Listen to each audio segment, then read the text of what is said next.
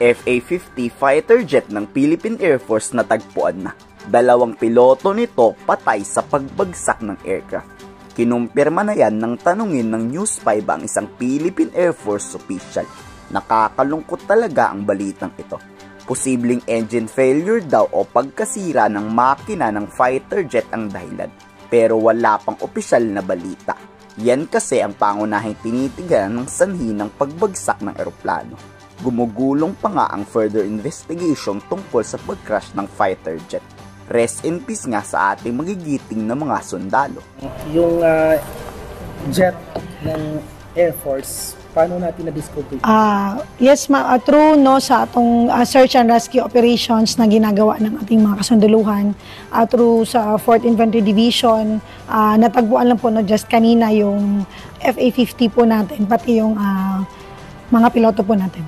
Anong oras po natagpuan? Estimated time po is about 0900 po. 9 o'clock in the morning. Saan natagpuan, ma'am? Anong municipality? Sir, it's in Mount Kalatungan, Barangay Merayon, Talakag, Bukidnon. Anong itsura ng aeroplano, ma'am? As to ano po, gravity po ng wala pa, hindi pa po natin siya ngayon na mabanggit. Ang ano lang po natin is, yung result lang po is nakita na po siya. Ilan yung sakay ng aeroplano? 2 piloto po. Kumusta sila, ma'am? Nandoon ba sila still doon sa sasakyan? Nakita rin po yung body nila po, malapit lang po sa FA-50 po. Wala nang buhay? Yes, sir. So, gaano kalayo itong yung lugar nung... napakano nito, no? This amount, Kalatungan is parang second highest mountain peak, no, sa next to Mount Apo. So, napakataas na lugar po ito. Doon sa tuktok talaga nakita? Nasa taas. Parang itong dalawa, ma'am, kumusta sila? Binaba na ba sila? Ngayon po, ongoing po yung recovery po sa kanila. We will keep you posted na lang po for other updates. How are they po, ma'am? Kumusta po sila physically? Hindi pa po natin masasabi ngayon kung anong, again, kasi wala tayo doon eh.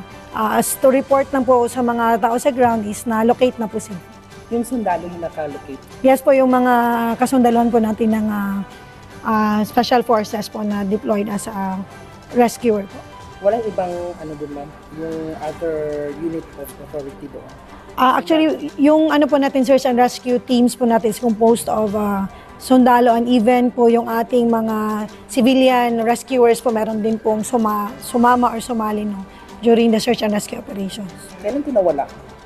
Actually, last madaling araw ng March 4 na na-report. Bakit nawala, ma'am?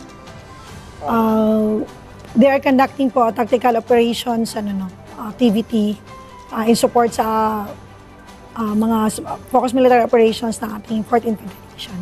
Tapos, hindi na na-monitor na. Wala pang ma'am, wala pang result ng cause ng... wala pa, sir. With regards to that, no, is, yan po yung susunod na gagawin. There will be an investigation na gagawin, I believe, yung ating Philippine Air Force. Ano ba, human error? Hindi pa po natin alam, again, hindi pa natin alam. Focus lang po muna tayo ngayon no, sa recovery nila. Since nakita na po sila through search and rescue. Itong dalawang sakay, ma'am, taga saan ito sila? Wala pa po kaming information kung taga saan ang ating mga pilots po. Wala din mga names pa? Wala pa po. Wala.